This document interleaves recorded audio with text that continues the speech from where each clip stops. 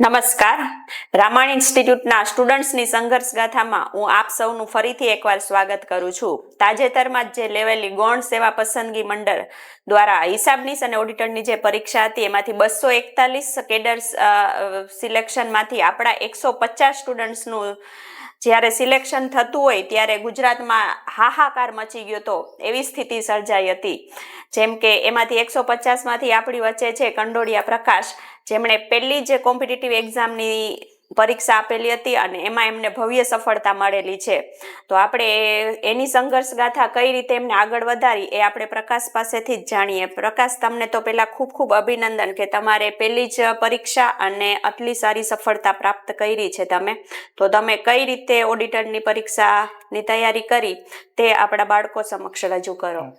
Okay, thank you પહેલાં તો Ramayana institute અને સર આપણા કે જેમને આટલી બધી અમને મહેનત કરાવડાવી અને એક જે કહેવાય ને કે ભાન ભૂલેલા લોકોને જે રસ્તો ચીંધાડ્યો એના માટે હું થોડુંક કહેવા માંગ કે મારી ગાથામાં તો સૌથી પહેલાં શરૂઆત એવી રીતે થાય છે કે હું સાવ લોઅર મિડલ ક્લાસમાંથી બિલોંગ કરું છું કે જેથી જે તે સમયે મારા પપ્પાને સરકારી નોકરી લાગવાની હતી પણ એ ના લાગી શક્યા અને પછી એને મજૂરી કરવી પડી અને પછી અમને ભણાવવા માટે વીરપુરથી અહીંયા રાજકોટ આવી ગયા, સેટલ થઈ ગયા. એટલે અમને ભણાવવા મારા બે મોટા બેન અને હું, એટલે અમને ત્રણેયને ભણાવવા માટે એ રાજકોટ આવી ગયા.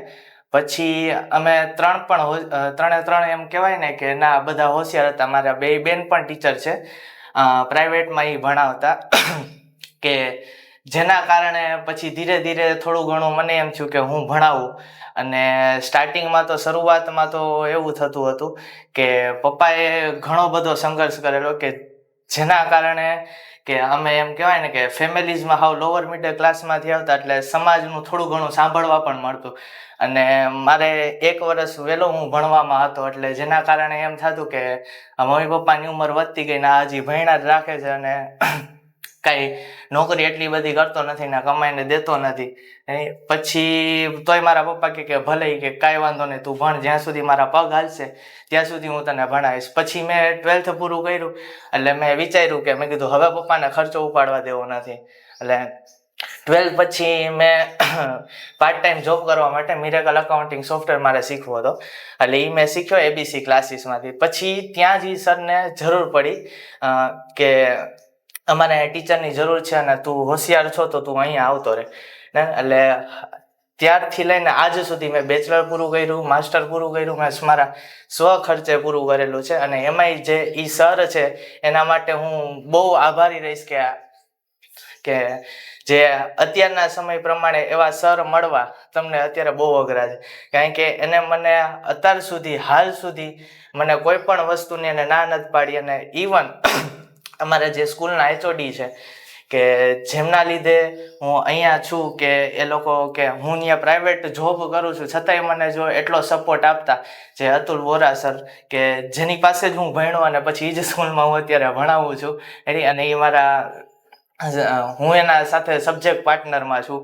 એટલે એમના મને જે ઘર જેવું વાતાવરણ આપેલું છે કે જેના લીધે હું અહીંયા પહોંચી ગયો કે જે મને ખૂબ એમ કહેવાય કે હું એક્સપ્રેસ નથી કરી શકતો. ઇવન આ જર્નીમાં સૌથી વધારે મને એમ સપોર્ટ રહે છે કારણ કે જ્યારે ત્યારે હું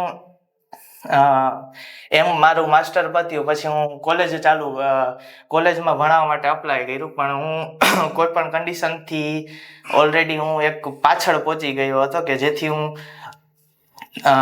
કોલેજ સરખી જોઈન નહોતો કરી શકે એઝ અ પ્રોફેસર તરીકે. પછી એક કોલેજમાં હું ગયો ને હું 1.5 અઠવાડિયામાં પાછો આવતો રહ્યો કારણ કે મને એનું એન્વાયરમેન્ટ અનુકૂળ ના આવ્યું. પછી હું મંદિરે બેઠો હતો કે જે મારો વિશ્વાસ ધરાવે છે એવા મારા મામા સાહેબ કે જ્યાં હું બેઠો હતો ત્યારે જ મને એવું થયું કે મેં કીધું હવે શું કરશું કે એક તો પરિવારની જવાબદારી ઉપર છે અને સાથે સાથે મેં કીધું હવે આમ ક્યાંય મને સ્કોપ દેખાતો નતો કરીશું. તો ત્યારે મારી બેસ્ટ ફ્રેન્ડ છે એનો મને મેસેજ આવ્યો, ત્યારે ટ્વીટ આવી કે આપણે આ તૈયારી કરીએ અને એ તૈયારી કરવા હતા એટલે મેં અપ્રોચ કર્યું રામાયણ ઇન્સ્ટિટ્યૂટમાં. અને પછી ત્યારથી જર્ની ચાલુ છે કે પ્રિલિમ્સ તો મેં પાસ કરી ત્યારે બી વચ્ચે ઘણા બધા એવા ડાઉનફોલ આવતા કે પ્રિલિમ્સ પરીક્ષાની પહેલાં જ મારા પપ્પાનું એક્સિડન્ટ થયું હતું કારણ કે ત્યારે થોડું ઘણું થયું. પછી એમ થયું કે ના આપણે સાચા રસ્તે હોય ને એટલે તમારી પાસે અડચણ આવે ને આવે જ. અને પછી મેઇન્સ ચાલુ થઈ. મેઇન્સમાં આપણે ઓફલાઈન બેચ કે જેમાં મને કલીગ્સ મળ્યા, કરણસિંહ મળ્યા, ધનંજયભાઈ મળ્યા, પછી હરદીપસિંહ હતા, વિજયસિંહ હતા, ધર્મેશભાઈ અને અશોકભાઈ. હું મારા મેઇન્સ પછી હું ક્યારેક ડિમોટિવેટ થઈ જતો, પણ એ એમ મને કહેતા કે તમે ગમે એ કરો, તમે પાસ થઈ જ ગયા, એટલે એનું તમારે કઈ જોવાનું નથી. પછી ઇવન કે આ જર્નીમાં સૌથી બેનિફિટ કે જ્યારે બધા ફેમિલીઝમાં કહેતા અમારા મમ્મી પપ્પાને કે હજી આમ કરે છે, ત્યારે મારા બે મોટા બેન છે પૂજાબેન અને વર્ષાબેન, એને મારા મમ્મી પપ્પાને સમજાવે કે હજી એને 1-1.5 વર્ષ દો, તમે એને તૈયારી કરવા દો, અમને વિશ્વાસ છે કે થઈ જશે. એટલે પહેલાં તો થેન્ક યુ બે મારી બેન. અને પછી સાથે સાથે મારા જે ફ્રેન્ડ્સ છે કે હું અમારા ગ્રુપમાં સૌથી નાનો છું, કે હું હજી 23 વર્ષનો જ છું, અને લગભગ હું 7 વર્ષથી ભણાવું છું. એટલે મેં 12th પછી મેં સીધું ભણાવવાનું ચાલુ કરી દીધું હતું. પણ જે મારા ફ્રેન્ડ્સ કહેવાય ને એ બધા હું એમ કહું કે મારા મોટા ભાઈ સમાન છે, કે એ લોકોએ જે મને મદદ કરી એનું કામ મૂકીને મારી સાથે કોઈ પણ એક્ઝામ મારે દેવાની હોય તો એનું કામ પડતું મૂકીને એની કાર લઈને મારી સાથે મને મૂકવા આવતા, મને તેડવા આવતા. એટલે કોઈ પણ વસ્તુનું હોય તો એ મને પૂછતા કે તારે કાંઈ ઘટતું નથી. ઇવન મારી પ્રિલિમ્સ અને મેઇન્સ બેચની ફીસ છે એ મારા ફ્રેન્ડ્સે ભરેલી છે, કે એનો હું ખૂબ ખૂબ આભારી રહીશ. કે એ લોકોએ જે મને સપોર્ટ કરેલો છે, મને નાના ભાઈ તરીકે ટ્રીટ કરે, કે હું ખોટો હોય ત્યાં મને ખીજાઈ લે, મને સાચો હોય તો ત્યાં મારો પૂરેપૂરો સપોર્ટ કરે. કે એ જે વસ્તુ છે એ બધાનો હું ખૂબ ખૂબ આભાર માનીશ.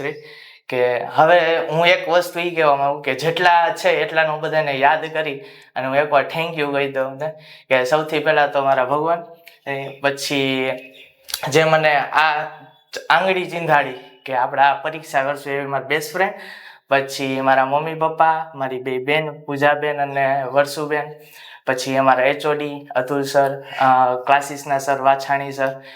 પછી ફ્રેન્ડ્સમાં હું નામ લઉં તો ઘણા બધા છે, પણ હું કહી દઉં કે વિશાલભાઈ છે, હરદીપભાઈ છે, મિતભાઈ છે, રાહુલભાઈ છે, પૃથ્વીભાઈ છે, સિદ્ધુભાઈ છે, અને ઘણા બધા બીજા બધા ફ્રેન્ડ્સ કે જે લોકોએ મને મદદ કરેલી છે પૂરેપૂરી. અને કલીગ્સમાં મેં તમને કીધું એમાં આ બધા કલીગ્સ છે, એટલે કે જેનો હું દિલથી આભાર માનું છું કે એને મને અમારી સંઘર્ષ ગાથામાં મને પૂરેપૂરો સપોર્ટ કર્યો. અને આજે હું કોઈ પણ ઇસ્યુ થાય પણ એમ કહી શકાય કે આપણને ભગવાનનો એવો આશીર્વાદ કે સાથે સાથે મને મારા સ્ટુડન્ટ પણ એવા મળ્યા છે કે જે લોકોને એની ચિંતા ન હોય ને 12માનું બોર્ડ હોય એની ચિંતા ન હોય કે સર તમારી એક્ઝામનું શું થયું, ને એવા મારા વાલા વિદ્યાર્થી મિત્રો કે જે લોકોએ અમારા માટે જે પ્રાર્થના કરેલી હતી એનું આજે સફળતા હું અહીંયા પહોંચ્યો છું. અહીંયા હું કહી શકીશ કે સંઘર્ષ પ્લસ સંઘર્ષ ઇક્વલ ટુ સફળતા. જ્યાં સુધી તમે જવાબદારી અને સંઘર્ષ અથવા તો ગોલ ફિક્સ કરીને બેઠા છો તો તમને અચૂક જ સફળતા પ્રાપ્ત થશે. આટલી નાની ઉંમરમાં પ્રકાશે 23 વર્ષની ઉંમરમાં જો આટલી મોટી સફળતા પ્રાપ્ત કરી છે તો તમે પણ હજી નાના જ છો. એટલે તમારો ગોલ અને જવાબદારી એક ફિક્સ રાખો અને તમને પણ જલ્દી સફળતા પ્રાપ્ત થાય એવી ખૂબ ખૂબ શુભેચ્છાઓ. Thank you.